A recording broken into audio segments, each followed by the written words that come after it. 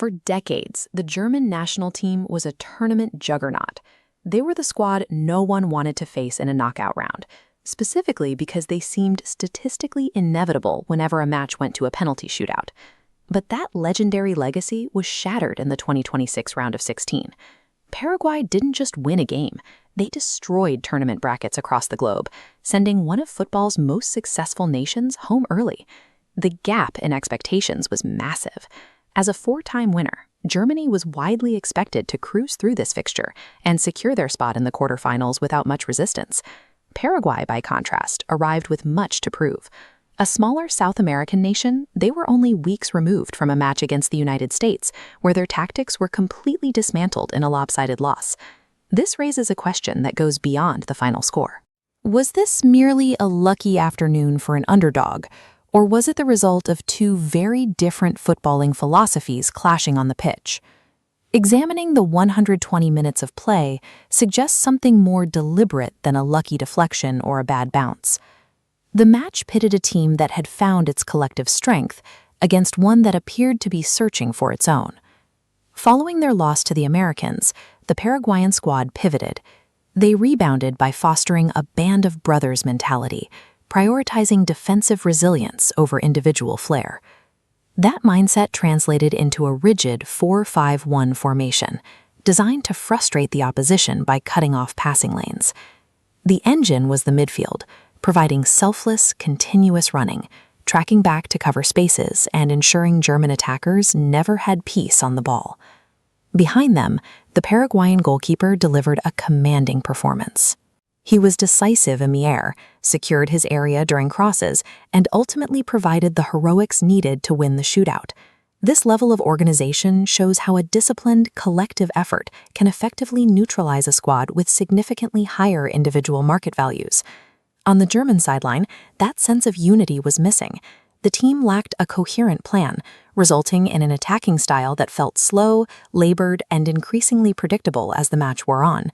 Manager Julian Nagelsmann faced immediate scrutiny for his personnel choices, notably keeping Jamal Musiala, the team's dynamic creative spark, on the bench. Germany's issues were compounded by mid-game adjustments. Just as they needed to stretch the Paraguayan defense, Nagelsmann substituted off his most effective crossers, including Florian Wirtz, making the team even more narrow. These changes appear to happen for the sake of rotation rather than tactical necessity, further disrupting any rhythm the players had managed to establish on the pitch. Veteran goalkeeper Manuel Neuer tried to bridge the gap, keeping the team in the match mentally with key saves, serving as an anchor while the outfield players struggled to connect. Former players like Jens Lehmann were highly vocal in expressing their disappointment. For those from dominant eras, the lack of creativity and cohesion was difficult to watch. The result demonstrated a simple truth. Having a roster of elite superstars means little if the system fails to integrate them into a functional team. Despite their struggles, Germany nearly escaped. They scored what appeared to be a winning goal in extra time, only to see it disallowed because of an offensive pick against the goalkeeper. This illustrates a specific focus in modern refereeing. VAR now heavily protects the goalkeeper's space, penalizing any attacker who encroaches or prevents the keeper from moving freely to play the ball. After that goal was wiped away, the German collapse was total.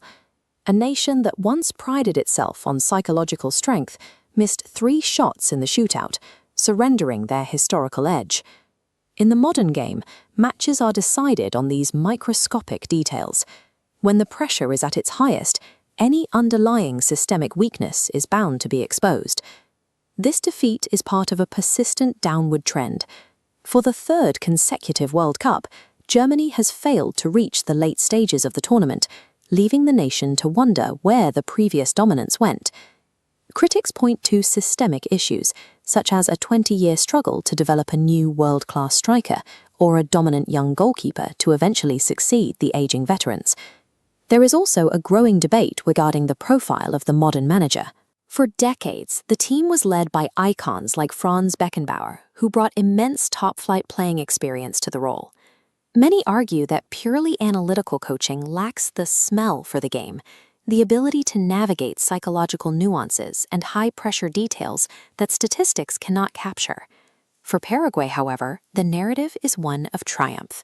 This win is a country-boosting achievement that proves their defensive blueprint can succeed against the world's elite.